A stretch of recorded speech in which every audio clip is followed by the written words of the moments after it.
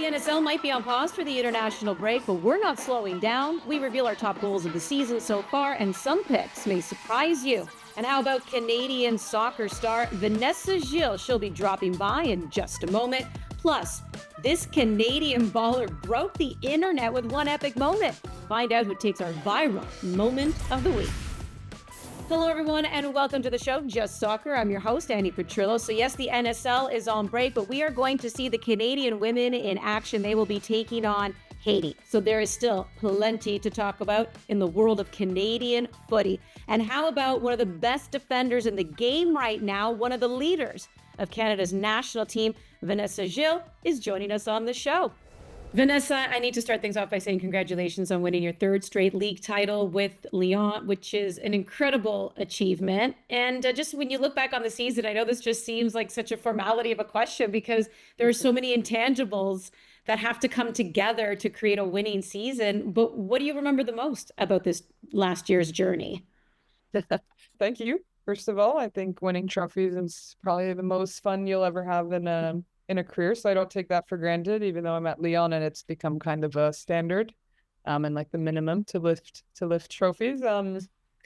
What I'll remember most, I think this year, football-wise, it was very hard. Like confidence-wise and getting rhythm and really feeling good on the field. It's been really hard for me this year, and I think a few of us at Lyon would say the same thing.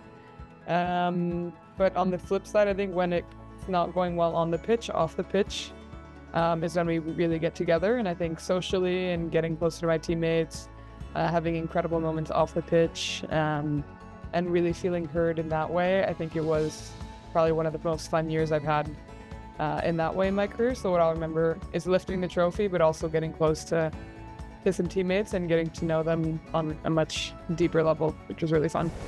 Well, let's talk about this next chapter, though, now, because, you recently signed with Bayern Munich through 2028, move over Alphonso Davies, we got another Canadian in the house. So what inspired you to make this move? And I don't know if you have any goals yet of what you hope to achieve. Yeah, what inspired me to make this move? I think that's, multifaceted. There's a lot of reasons why Bayern really attracted me. I think firstly, if you followed anything from the World Sevens, Soccer Sevens this past week, I think you see a team with incredible culture. You see a team that really enjoys being around each other. You see a team that really loves winning. And you see a team that plays collectively. I think that's something that really meshes with my personality and something that excites me to be a part of. Obviously, Bayern Munich is one of the biggest clubs in the world, so that speaks for itself. Like I said, lifting trophies, it's a team that's proven to do that over the past few years. And over the years, you could see a new level every single year that they're pushing to get towards. And so I want to be a part of a team that's always striving to be better and to lift trophies because, like I said, that's really fun. My old coach from Bordeaux, who was the assistant coach at the time, but Jose Barcala is probably one of the most prominent coaches that I've had in my career. And I don't think I've ever enjoyed football as much or really felt as confident on the ball as I have whenever I played under him. Well, let's bring it closer to home because I think a lot of people would love to see you in the Northern Super League. But you do have 4 players who are in camp right now who ply their trade in the NSL.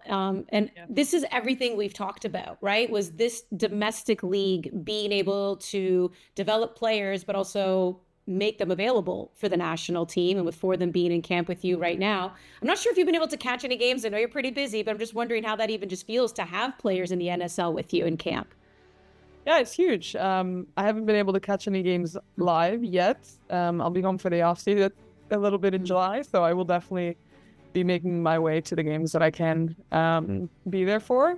The whole concept of the NSL and having players in camp playing there right now is huge. I think a lot of people maybe had their doubts about what the level would be like, having a professional league in Canada, how hard it would be with the travel.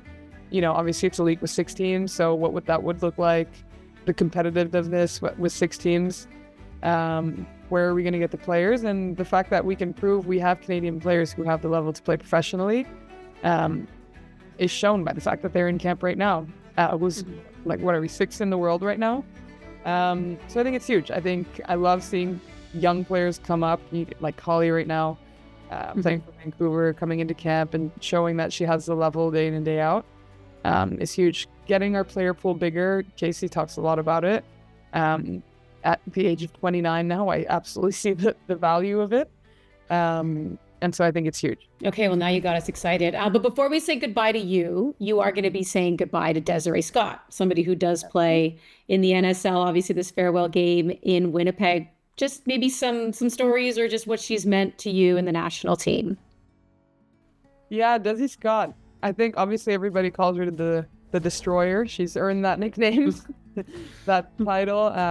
On the pitch, she's absolutely massive. Just to be that rock in the middle that dictates tempo and that just denies everything. But off the pitch, she's couldn't be the more opposite of that nickname. And I think as a leader, that's something that I will never take for granted, because when you play at the highest level, having leaders that make you feel seen and heard and make you feel appreciated and valued, there's not that many in the world that have that skill and that ability to be so empathetic to everybody and treat everybody like they mean a lot. And Desi, from day one, no matter who you are, has that personality to do it and has that skill as a leader. And so that's what I think I miss the most, having her around camp every day. She's also probably my biggest public when I make jokes and look for a good laugh. In terms of stories, she has a smile on her face day in, day out, and regardless of her circumstances going on the pitch or off the pitch. But she's always there for others, and I think that's huge as a leader and something that it's dearly missed here. Well, it's wonderful to hear those things. Vanessa, really appreciate you taking the time. Yeah, appreciate it. Thanks for having me. All right, let's bring in Signa Butler now, voice of the NSL, my friend. It is so great to have you on the show. Great start to the NSL, which you can attest to. Some of the league's top players, as we know, they are away with Canada during this international break. Maybe we'll see a few more. We already know one got added. You never want to see injuries, right? Nichelle Prince is out. Abdu gets called in, who plays in the NSL. But all in all, we have 4 players who play in the Northern Super League who are part of the Canadian national team right now. Who else do you think could be knocking on the door for Canada? Well, I would have said, it's too bad she picked up an injury during the season, but Tanya Boychuk has been really, really strong for the Montreal Roses. I think just the combination of how she can score, whether it's with her head, with her foot, not to mention the amazing celebrations, of course. Oh, yeah. Yeah, Abdu, I'm really glad to see get that call in there.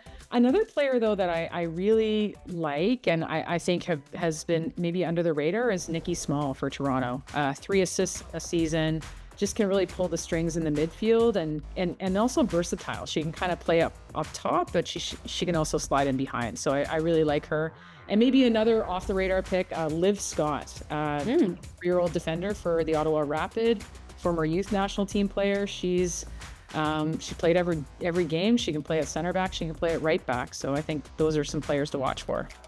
Yeah, I think it's worth reminding everybody, right? So Latif Abdou gets called in, Nichelle Prince dealing with an injury, but she joins Emma Regan, Desiree Scott, who we know this is going to be a great send-off for her, as well as Canada gets set to take on Haiti, and Holly Ward. So those are your NSL players who are going to be part of the Canadian camp right now. And let's shift from players to top goals. You mentioned Tanya Boychuk. I mean, she scored some great goals already. And the celebration, we had her on this show, and she was a former diver, which is like her spatial awareness then doesn't surprise us, right? That she can do these incredible backflips on the pitch. No, it shouldn't. I mean, she's won a couple medals, I think, at like junior Pan Am champions in diving. So yeah, not too shabby. Okay. You've seen and you have called some spectacular goals so far. What have been your top 3? What has stood out to you? Which 3 have stood out to you? And I don't know if you want to rank them. I mean, or you can be like in no particular order, up to you. No particular order, Okay. but I did bring up the Boychuk goal, and we're talking about the one where it was like the cross in and the header. And I do this one just because it was just the timing and the celebration afterwards. It has to be like, that was like viral everywhere. Round off back handspring. Amazing. Love that.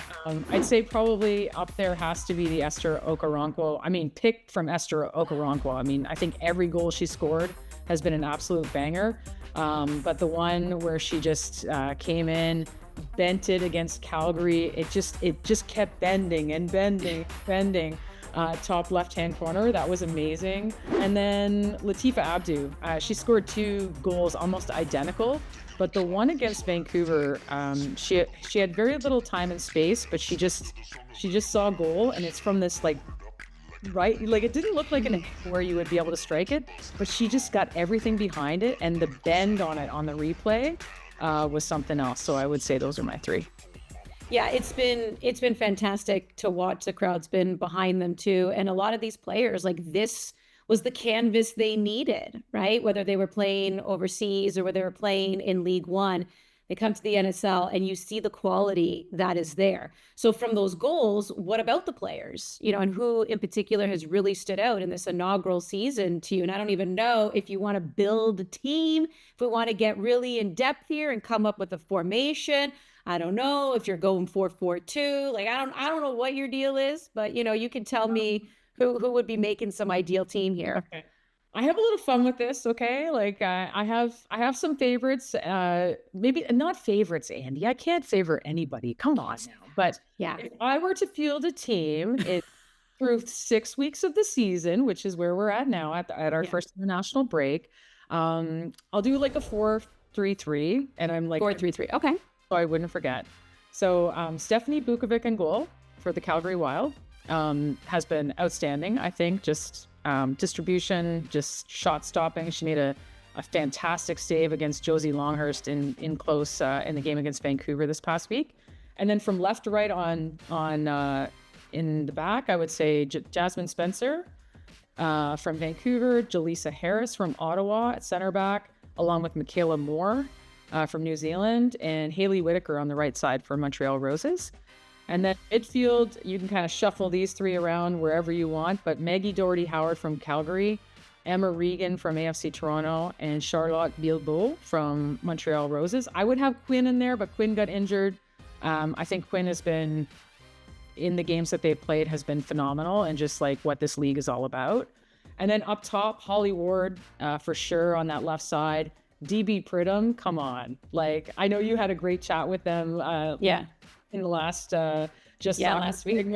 And between the celebrations and just the accuracy and just that you can do it. I don't know. Am I doing it? I don't know what's happening. And the way she crashes the box without fear is amazing. And dual Canadian American citizen. So just keep an eye on her as well. And then Okoronkwo on that side where she plays on the right, but cuts in with that left-footed shot, and no team has been able to kind of neutralize her in the last couple of games. So I would say, that's who my, that's my 11. I have other players that I think would kind of slide in there, but it's kind of hard. I didn't pick. I like that. That's okay. I like that. Don't worry about it. Sometimes this is part of when you're a manager. Sometimes you're going to choose players that ultimately other players have got to get left out, but that's, that's being a manager. That's what you've got to do here. But I will say this, and maybe it's a little bit hard to answer only because you could argue that 90% of the players we're watching right now, we're all being introduced to for the very first time. But I'm wondering if there is somebody here, if you were to make maybe another sleeper pick here, and just say, this is a player who's really kind of surprised all of us. Maybe you didn't know much about them or you didn't know what to expect. And you're like, wait a second, this player's actually, this is a pretty good player. Ooh, I the 2 players for me who have been, I think, standouts, and I've already mentioned them. It has to be Nikki Small. I just think she's been really, really good for Toronto. Just pulls the strings, 3 assists on the season. I think she's a future Canadian national team call-up. I think she has to be, just with the way she's performed. Plays game in, game out, plays all the minutes. And then Liv Scott, I think, talking to a couple other soccer folks, and I think she's been a revelation, really, and really trusted in the back line, a quiet leader, but a leader at age 24, and has played just virtually every minute for Ottawa so far this season. So I think those are 2 players that I would say weren't on my radar to start the season, but definitely are now. Great picking your brain. It was great seeing that starting 11 that you chose, and really look forward to your calls moving forward, Signa, for the rest of the NSL season. Thanks, Andy. Now let's get to our viral moment of the week, a story that's straight out of a movie. Brampton's own Promise David came off the bench and didn't score just once. He scored twice to deliver Union Saint-Gillois their first Belgian league title in 90 years. The celebrations, next level. Fans flooded the streets, flares lit the sky, and the party didn't stop. From local baller to football hero, Promise David is living up to the hype. Well, that's it for this week. Thanks for hanging with us here on Just Soccer. We'll be back next time to break down everything you need to know in the world of Canadian soccer. We'll see you then.